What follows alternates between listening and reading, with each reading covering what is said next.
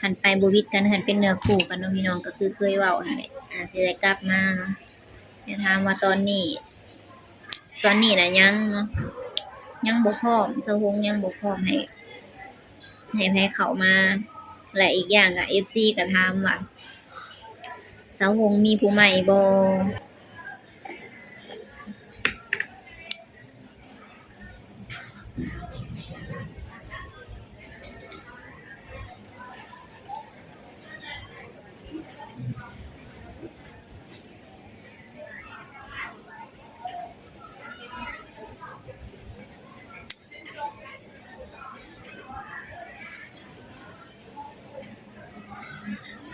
กับสบายดีเด้อพ่อแม่พี่น้องเบิดสุขสุขคนสุหม้องสุบอนเนาะมื้อนี้ก็พบพ้อกับช่องสาวหงเส้นเก่าเส้นเคยพี่น้องบ่ได้ลงคลิปกันหลายมื้อเติบเนาะหลังจากที่แบบว่า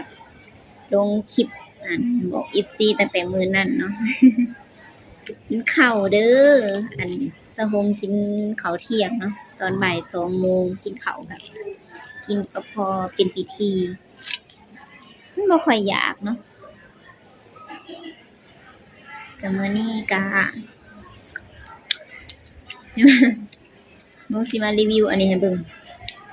ข้าวจี้ป่านอยู่ท่าแขกอยู่อิหยังจักอย่างนี่แหละอยู่เวียงบ่หรืออยู่ไสนี่แหละอันนั้นเบาเกรดเอาให้มื้อเช้านี่มันสิเป็นห่อแบบนี้นี่ก็จะสิเฮ็ดมาแบบนี้แล้วให้2 อันเดี๋ยวสิมาแกะเบิ่งข้างในเนาะมันสิเป็นจั่งใดมันสิหน้าตาเป็นแบบใดมันสิน้อยหรือมันสิหลายบ่แม่นสิคือห่อมิมผึ่งบ่หรือมิมน่ะเนาะห่อละ40น่ะก็เป็นขาวย้อนพี่น้องเขาเจ้าสิห่อใบตองมาให้แบบนี้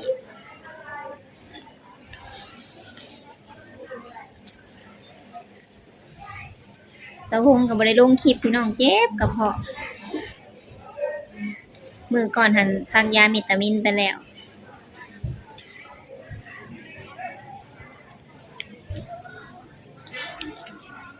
หลังจากแกะออกมามันก็สิเป็นหน้าตาแบบนี้เด้อ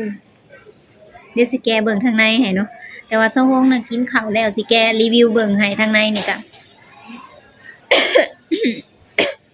สิแกะให้เบิ่งแต่สิบ่ได้กิน สิแกะให้เบิ่งได้หยังเนาะปวดก้านคอปวดเมื่อคืนนี้จนได้ใส่ยานวดพี่น้องมีแต่แนวเป็นนี่ขนมป่านเขาเจ้าเอิ้นขนมป่านเนาะนี่ทางในมันก็สิเป็นแบบนี้เนาะดำๆแบบนี้เลยรสชาติมันก็สิแต่ทางในมันมีใสเด้อทางในมันนะมีใสเป็นถั่วเหลืองนี่ทางในมันบี้ออกมาแล้วก็สิเป็นถั่วเหลืองตสะฮงบ่กินย้อนว่ากินข้าวอิ่มแล้วเบิดผัดวุ้นเส้นจานหนึ่งเนาะเดี๋ยวสิห่อไว้คือเก่า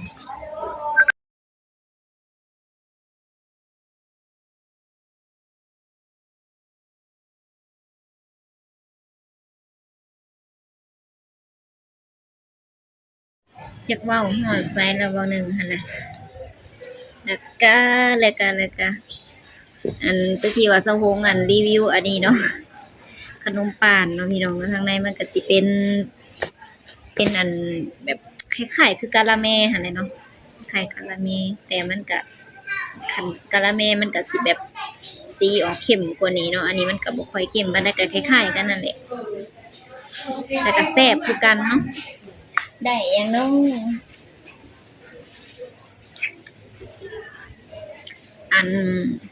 เขาก็สิมาเว้าเรื่องFC เพิ่นคอมเมนต์เนาะพี่น้องว่าถ้าให้กลับมาหากันอยู่เด้อว่าซั่น โอ้ยเนาะพี่น้องเนาะจักสิว่าจั่งใด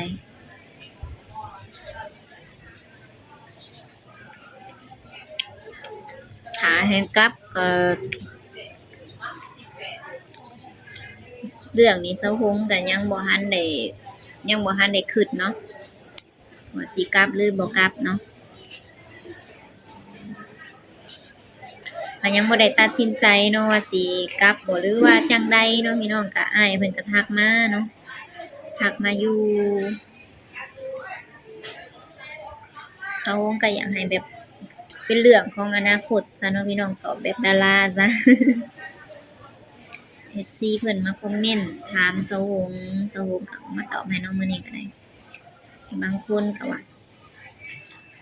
เซาฮงก็บ่ได้อยากอันนั้นดอกยังบ่ได้อยากตอบดอกบางคนก็ว่าดราม่าเก่งว่าซั่นก็จักสิว่าจั่งใดเนาะคันบ่เว้าก็ได้สิรู้เนาะพี่น้องคันเซาฮงบ่ออกมาเว้าก็ได้สิรู้แต่ก็คือว่าแหละมันเป็นเรื่องธรรมดาอยู่แล้วเนาะแล้วแต่มุมมองของแต่ละคนแล้วแต่สิคิดจั่งใดก็ได้เซาฮงก็สิไปจัดไปแจงไปตัดสินใจแทนคนอื่นบ่ได้ดอกนั่นก็สุดแล้วแต่เพิ่นเนาะแล้วแต่คนสิพิจารณาก็บ่เป็นหยังแต่ส่วนหลายก็มีแต่กำลังใจหั่นแหละพี่น้องเอ้ยส่วนหลายก็มีแต่คนให้กำลังใจเนาะถามว่าแบบอยากให้กลับไปหากันประมาณนี้เนาะอันนี้เซาฮงก็เข้าใจ FC เนาะที่เพิ่นแบบเชียร์คู่ของเซาฮงมาตลอดเชียร์มาตลอดแล้วแบบเขาเจ้าก็หวังเขาเจ้าก็ลุ้นไปนำเฮาว่าสิลงเอยดีบ่สิแบบแฮปปี้เอนดีบ่เนาะตอนนี้น่ะเซาฮงก็ยังตอบบ่ได้เนาะยังให้คำตอบบ่ได้ยังเว้ายังได้บ่หลายเนาะพี่น้องเพราะว่าก่อนที่เซาฮงสิออกมาเว้าตอนคลิปนั้นน่ะก็เซาฮงก็คิดว่าเซาฮงคิดดีแล้วก่อนสิเฮ็ดหยังก่อนสิตัดสินใจหยังเซาฮงก็คิดว่าเซาฮงไตร่ตรองแล้วเนาะแต่ถ้าสมมุติว่าอนาคตก็ปล่อยให้เป็นเรื่องอนาคตซะเนาะตามที่เซาฮงเว้าหั่นแหละเซาฮงก็บ่อยากเว้าแบบเว้ากลับไปเว้ากลับมาเดี๋ยวคันเว้ากลับไปกลับมาหลายก็เดี๋ยวก็ว่าเลิกเดี๋ยวก็ว่าดีประมาณนี้นะเดี๋ยวก็สิคนก็สิเข้ามาด่าซื่อๆอีกเนาะแต่ถามว่าตอนนี้น่ะเป็นจั่งใดเนาะเอาแบบตรงๆเลยก็คืออ้ายเพิ่นก็ยังทักมาอยู่เนาะเซาฮงก็ตอบความจริงหั่นแหละแต่ถามว่ากลับไปบ่ก็ยังตอบบ่ได้เนาะเซาฮงก็ยังตอบบ่ได้พี่น้องเพราะว่าตอนที่เซาฮงสิเว้าตอนออกมาตอนนั้นเซาฮงก็เว้าเซาฮงก็คิดว่าเซาฮงเว้าดีแล้วเนาะ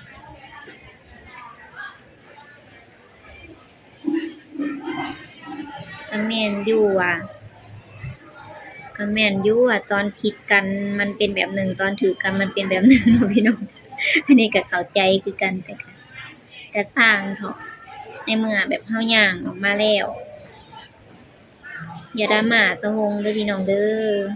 ในเมื่อเฮาย่างออกมาแล้วก็เพราะก็อยากให้เป็นแบบเป็นเรื่องของอนาคตซะ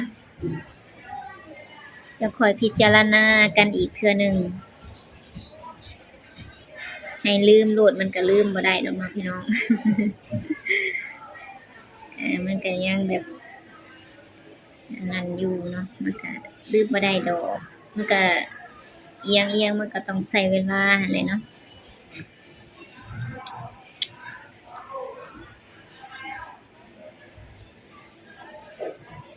ถามว่าสิอยากให้กลับมาเป็นคือเก่าก็ตอบคือเก่าเนาะยังบ่ทันได้ว่ายังบ่ทันได้พร้อมยังบ่ทันได้ตัดสินใจยังให้คำตอบบ่ได้อันนี้ก็สิ่งที่เซาฮงอยากออกมาเว้าก็มีแต่ส่ำนี้ล่ะพี่น้อง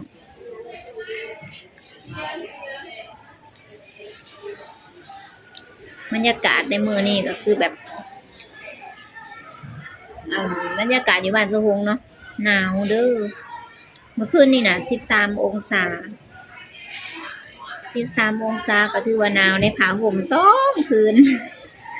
ผ้าห่ม2ผืนก็ยังเย็นอยู่เนาะตอนเช้านั้นลุกมาตื่นแล้วบ่อยากลุกมันหนาว หนาวจนแบบมือเนี่ยสะบั้นจนแบบจนเย็นเย็นเย็นน่ะเย็นเจี๊ยบเลย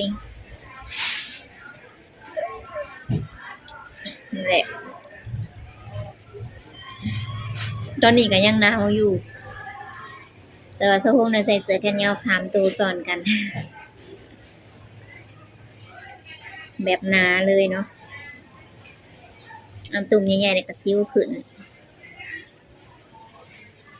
ซิ้วอันหัวสร้างพี่น้องใหญ่แท้ใหญ่ว่าลูกๆมันเคยขึ้นอยู่นี่เนาะเดือนละเทื่อเพิ่นสิขึ้นมาดอกบางเทื่อก็อยู่หน้าผากบางเทื่อก็อยู่หน้าผากและสภาพบรรยากาศอากาศอาเกิดก็เป็นประมาณนี้เนาะหนาวพี่น้องอยู่ลาวนี่แบบหนาวสุดๆเลยคันตอนกลางวันก็ใครแน่ได้หยังเนาะคันตอนกลางคืนนี่ทั้งลมทั้งหนาวทั้งเย็นอยู่ก็อยู่ยากเนี่ยแล้ววันนี้ก็มาสรุปให้ฟังเนาะเรื่องที่เซาหงกับอ้ายเพิ่นนั่นแหละหลายๆคู่หลายๆคนก็เสียกันว่าซั่นได้หยังเนาะ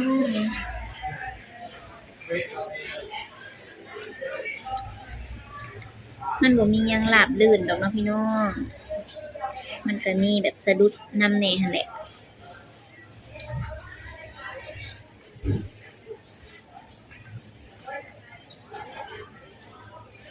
มันก็มีสะดุดล้มลุกคลุกคลานเพื่อมันสิพ้อแบบเพื่อมันสิราบสิลื่นเพื่อมันสิอัน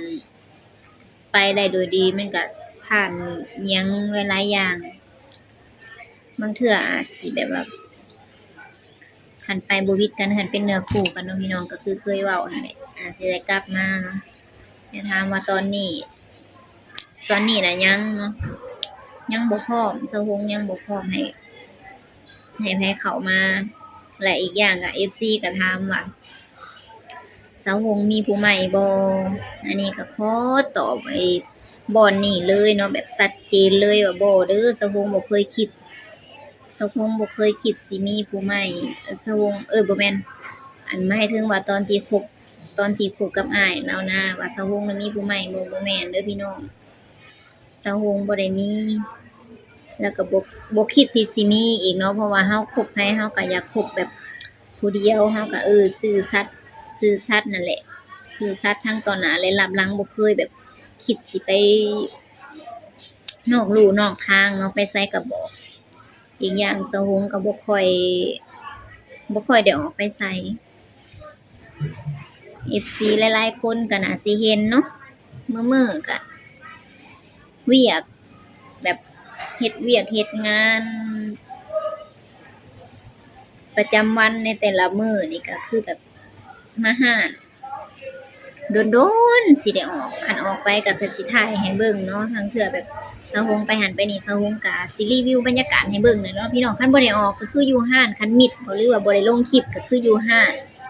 บ่ได้ออกไปเลาะไปเที่ยวทางใดดอกคันไปก็สิได้อัปเดตให้เบิ่งอยู่เนาะในเรื่องว่าเซาหงแบบว่าอันมีคนใหม่บ่น่ะก็ขอบอกไว้เลยว่าบ่มีเด้อพี่น้องบางคนก็อาจสิแบบว่าเขาเจ้าก็บ่ฮู้แนวนี้หั้นนะ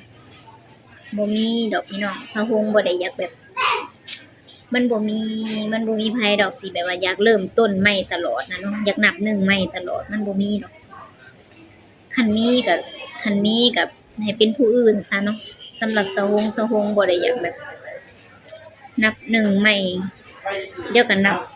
2ปีนับปีหนึ่งนับนั่นนี่น่ะบ่เอาเนาะมันเมื่อย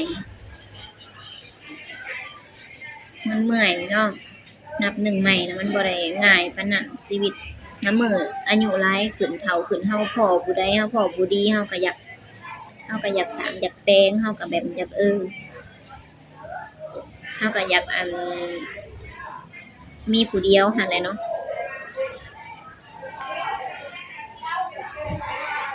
สำหรับคลิปนี้ก็ขอจบไว้เพียงส่ำนี้เด้อพี่น้องฝากกดไลค์กดแชร์ติดตามช่องเซาหงหน่อยเด้อ